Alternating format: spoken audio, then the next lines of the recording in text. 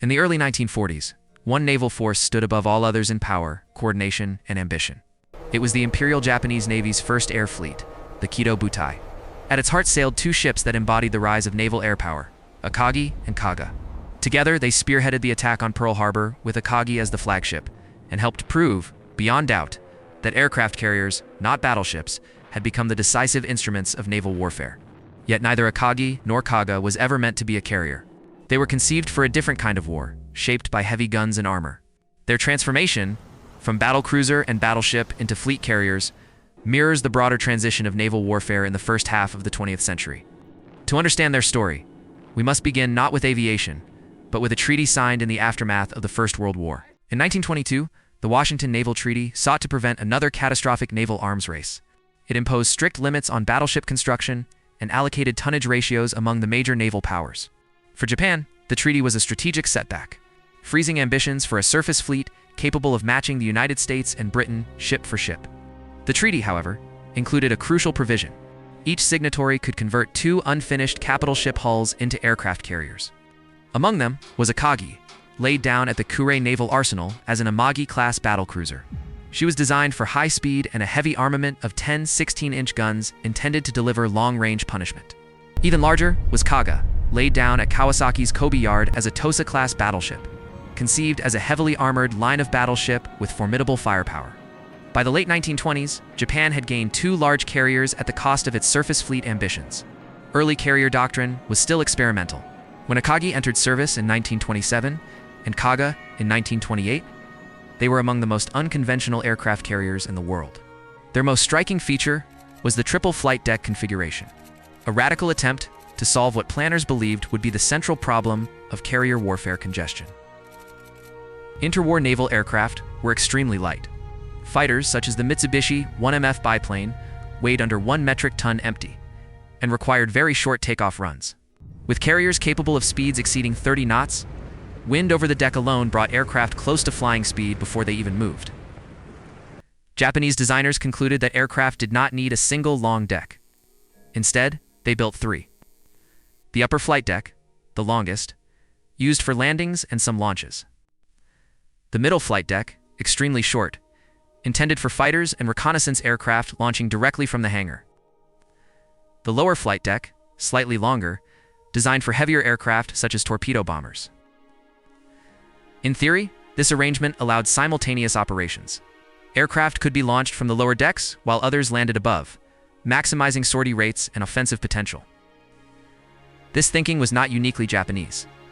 British carriers such as HMS Furious, Courageous, and Glorious experimented with dual flight decks, reflecting a global search for effective carrier design during aviation's infancy. Of all these innovations, the middle flight deck proved the most problematic and remains controversial among historians. At roughly 15 meters in length, it was usable only by the lightest biplanes under ideal conditions. As aircraft rapidly grew heavier and faster in the late 1920s and early 1930s, the deck became increasingly marginal and obsolete. Most sources claim that the Kaga and the Akagi had 3 flight decks before their modernization, but many claim the middle deck was abandoned even before its completion. So let's look at how this flight deck was designed. Both carriers clearly had flight decks protruding from their upper hangar, and the design was originally intended for this purpose. But examining the photos, you can clearly see the navigation bridge sat forward of the middle deck, partially under the overhang of the upper flight deck. Structural supports and limited clearance appear, in photographs and plans, to have obstructed aircraft movement from hangar to the middle flight deck. This picture taken from the middle flight deck of the Kaga shows just how obstructed the hangar was from the deck. Further narrowing the usable space were twin 20-centimeter gun turrets mounted to either side. These third-year type guns, similar to heavy cruiser armament, highlighted how early carriers were still expected to fight surface actions. Aviation efficiency was compromised in favor of self-defense and tradition. It would seem that this 3-flight deck carrier was only a 2-deck carrier, similar to its British counterparts. The middle flight deck serving as a gun platform, abandoned as a viable flight deck long before its completion into service. There is no definitive evidence that the middle deck was ever used. What is clear is that by the early 1930s, it no longer aligned with the realities of modern naval aviation. By the mid-1930s, the Imperial Japanese Navy reached an unavoidable conclusion. The experimental designs of the 1920s had failed. Between 1934 and 1938, both Akagi and Kaga underwent comprehensive reconstructions. Their triple flight decks were completely removed and replaced with single, full-length flight decks. Hangars were enlarged and fully enclosed. Aircraft elevators were improved, aviation fuel capacity increased, and aircraft complements rose from roughly 60 to nearly 90. Just as importantly, the large cruiser-caliber guns were removed. The carriers were no longer expected to fight alone. They were now instruments of fleet warfare, protected by escorts and optimized solely for air operations.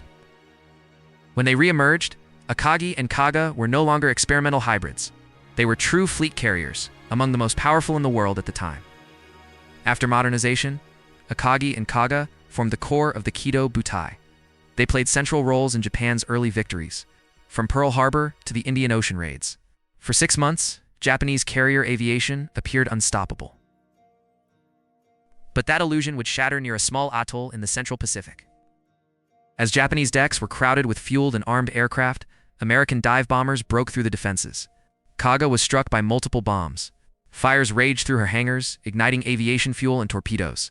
She became an inferno and was abandoned and scuttled.